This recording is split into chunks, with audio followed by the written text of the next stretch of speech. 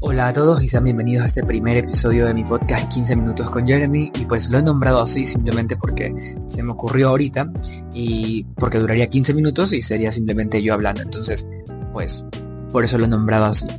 Y bueno, primero quisiera agradecer a Emily Murillo, pues porque ha sido la persona que me ha regalado este micrófono, Cavalier, con el que he decidido iniciar este primer episodio y ya pues irme de largo, posiblemente, espero yo, continuar con este proyecto. El tema de hoy sería sobre nuestra identidad en redes sociales, y yo sé que es un poco quizá berreado y suena así, pero lo he estado meditando mucho porque últimamente he estado más activo en redes sociales, principalmente en Twitter, que ahora es X, en TikTok, y bueno, en Instagram mucho menos, pero el punto de todo esto es que siento que se manifiesta la identidad de distinta forma dependiendo de la red social. Es como esto, no sé si has escuchado de que cuando uno habla un idioma, uno digamos que se proyecta de manera distinta. Es decir, la gente cuando habla español habla de cierta manera y cuando habla en inglés habla de otra. Y es como que si una personalidad distinta, o más bien la personalidad se manifiesta de manera distinta dependiendo del idioma que está hablando o del acento incluso. Es decir, hay gente que imita acentos y que cuando los imita de cierta forma lo hace con una digamos que fase de su identidad, o por así decirlo vulgarmente, como le decimos, personalidad, que difiere un poco de la que usa normalmente en el día a día. ¿Ya? Y eso me he dado cuenta, cuando decidí comenzar a aprender distintos idiomas, me di cuenta que cuando hablaba, por ejemplo, francés, lo hacía distinto de cuando hablaba inglés, o con un tono de voz distinto. Y bueno, al inicio es como que X, pero también me di cuenta, conforme fui dominando mejor ciertos idiomas, que los utilizaba para cosas distintas. Es decir, por ejemplo, el español normalmente es el que uso siempre porque hablo español, pero cuando hablaba en inglés, por ejemplo, lo hacía específicamente para ciertos temas. Es decir, cuando por ejemplo tenía que redactar algo y como lo trataba de pensar en inglés, y eso como que me ayudaba a pensar en X clase de cosas con mayor facilidad. O parece ridículo, pero hablar con acento español de España me refiero, específicamente para cierta clase de temas literarios que quería escribir o cosas por el estilo. Y es como me di cuenta que cierta parte de mi identidad se proyectaba de mejor manera con cierto acento o con cierto idioma, al menos en mi ambiente personal. Es decir, cuando tenía que redactar algo, o cuando tenía que pensar sobre algún tema, en fin, solo era un tema que quería tocar. Aparte de eso, el tema del TID lo mencionaba justamente por esto de que, si bien no quiero banalizar este trastorno, ya, pero siento que nuestra identidad en redes sociales se manifiesta un poco de esa manera. Es como, bueno, no sé si todos sepan lo que es el TID, el trastorno de identidad disociativo, que es ese, bueno, se ha ejemplificado muy mal en los medios de comunicación y quizá en las películas, y se ha hecho ver como que una persona de repente tiene una personalidad y después luego tiene otra y así, y no funciona tanto así. Es más bien lo que he entendido yo, y pues ya me corregirán porque lógicamente no soy psicólogo ni mucho menos, pero lo que entiendo es que cuando una persona en sus etapas, digamos que desarrollo tempranas, pasa por situaciones traumáticas y no tiene, digamos que el ambiente necesario para poder digamos, distanciarse de esas, o superar, digamos, que esas situaciones traumáticas, o por ejemplo, no sé, recurrir a un adulto, cosas por el estilo, sino que el ambiente traumático es parte de su, digamos que su ambiente cotidiano, por lo que yo entiendo. Ojo, digamos que la persona comienza a disociar parte de su personalidad, y eso significaría como separar o comenzar a ocultar parte de sus recuerdos, parte de su identidad, por así decirlo, para como ocultar ese trauma y poder ser funcional dentro de su día a día. Entonces, al final, como que ciertas cosas hacen que esos traumas terminen desarrollando esta clase digamos que, de disociaciones en la identidad, y conforme va creciendo la persona van desarrollando cada una por su lado, y pues eso es lo que yo entiendo. Y estos sistemas complejos de digamos que de identidades múltiples, bueno, sí, disociaciones de la identidad, o entidades múltiples, no sé cómo se le llamará al día de hoy. Bueno, este sistema lo que hace es que la persona siga siendo funcional en el día a día, pero conviviendo pues con esos traumas que, por así decirlo, los tiene reprimidos. Eso es lo que yo entiendo. Lógicamente aquí vendrán gente de psicología y me dirá, no sabes nada, eres ignorante, pero bueno, X, o sea, la verdad no lo sé, mucho, pero si me pueden corregir, pues incluso sería vacancísimo tener a alguien aquí que escuche esto y diga esto es una burrada y diga, sabes que quiero subir a tu live, bueno, le podría invitar, no sé, a conversar y nos podría contar un poco más de esto. Eso es lo que yo entiendo. Pero en fin, volviendo al tema de las redes sociales y a la analogía que quería llegar, es al hecho de que partiendo de ese punto, o de eso que he entendido yo por trastorno de identidad disociativo, siento que algo así se manifiesta nuestra identidad en las redes sociales. Repito, sin banalizar el tema, sin decir que es lo mismo, simplemente como una especie de analogía. Y lo digo ¿por qué? Porque, por ejemplo, me he dado cuenta que cuando trato con ciertas personas que conozco en redes sociales, en la vida real no es lo mismo. Es decir, no es la misma actitud. Quizá, por ejemplo, la gente que conozco en X las conozco en un ambiente muy confrontativo. Es decir, la gente que me sigue en Twitter me ve como, eres un odiador de Correa, tal.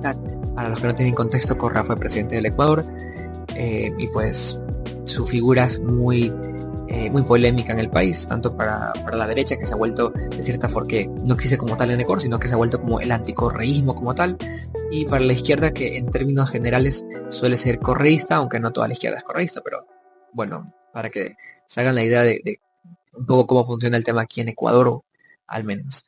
En fin, yo en X soy muy crítico con Rafael Correa y pues de cierta forma parte de mi imagen en X se ha vuelto la de eres un odiador de Correa, etcétera, y siento que en cierta forma mi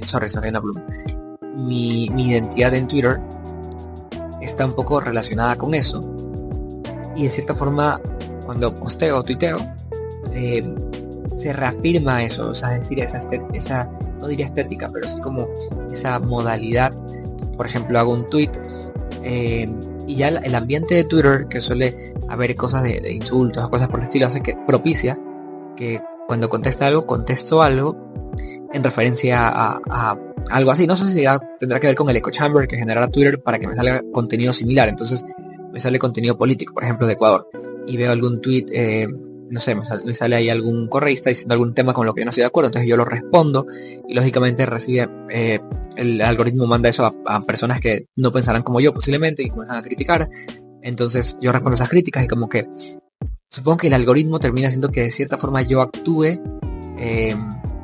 digamos que, o sea, bueno, yo siempre soy yo, quiero decir, pero de cierta forma la clase de contenido que veo hace que reaccione de una manera, y al final, como siempre va a salir ese contenido, termino reaccionando sobre todo en X de esa manera, y hace que la gente me asocie únicamente con esa parte de mi reacción, es decir, con mi parte, o digamos que esa parte de mi identidad que es sobre todo anticorreísta ya.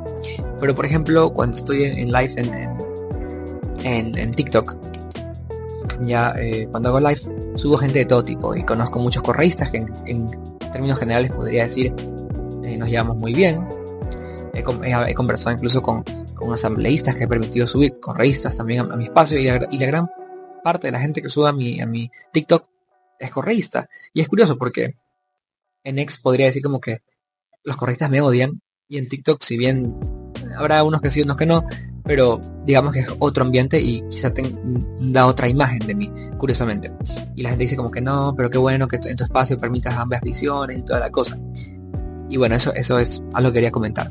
Pero después, cuando voy, por ejemplo, a Instagram, yo nunca hablo, bueno, nunca, no digo nunca, pero rara vez hago lo mismo que hago en Twitter o en TikTok. Es decir, rara vez subo contenido de ese tipo, al menos en mis stories, algo por el estilo, sino que subo más que todo memes, cosas que pasan al día a día, etcétera.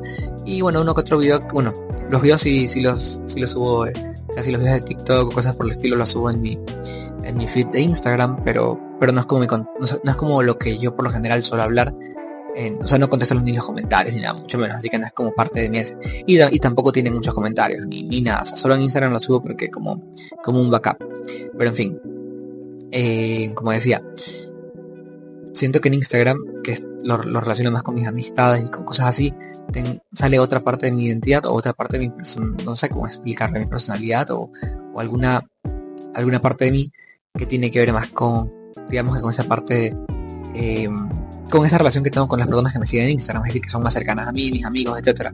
Entonces comparto contenido un poco más para eso, cuento un poco lo que me pasa en mi día a día, sobre todo en Close Friends, y al final siento que manifiesto otra parte de mi identidad dentro de Instagram, que es muy distinta a la parte a la que manifiesto en TikTok y X, y que ambas, la de X y la de TikTok, parecen casi que antagónicas de cierta manera, y no creo que sea la única persona. Es decir, yo he visto muchos conocidos, por así decirlo, de Twitter, que yo digo que estos manes también así como que haters de la vida, y después los conozco en la vida real y nada que ver. O sea, no son haters de la vida ni mucho menos, son personas súper chéveres, y después a veces los veo en TikTok y veo una parte así como que muy como sobreactuada, quizá en el sentido de veo el personaje quizá que tratan de proyectar en TikTok.